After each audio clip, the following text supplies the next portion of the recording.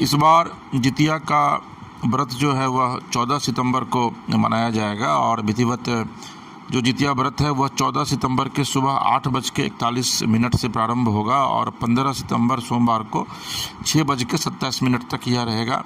इसलिए जो भी महिलाएं जितिया व्रत करेंगी वो 14 सितंबर को निर्जला उपवास में रहेंगी और अगले दिन यानी कि 15 सितंबर को सुबह 6:27 के बाद जो है वह पारण करेंगी। और इस व्रत को रखने से पहले जो है वह नोनी का साग और मरवा की रोटी खाना जो है वह जरूरी माना जाता है। और ये कहा जाता है कि जितिया करने से जो पुत्र हैं, महिलाओं के जो पुत्र हैं, जो बेटे होते हैं, उनकी आयु लंबी होती है।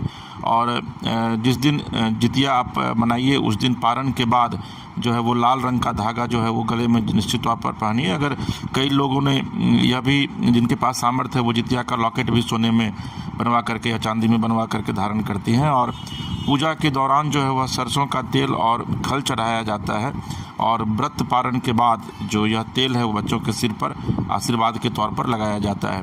तो इस बार 13 तारीख से इसकी विधिवत शुरुआत हो रही है। और एक चीज़ और याद रखिए कि इस व्रत का यह महत्व है कि जब अश्वत्थामा ने भगवान कृष्ण के बहन यानी कि अर्जुन की पत्नी उत्तरा के गर्भ में पल रहे संतान को ब्रह्मास्त्र का इस्तेमाल करके मारा था, उसके बाद फिर से भगवान कृष्ण ने उस बच्चे को गर्भ में ही दोबारा जीवन दिया था।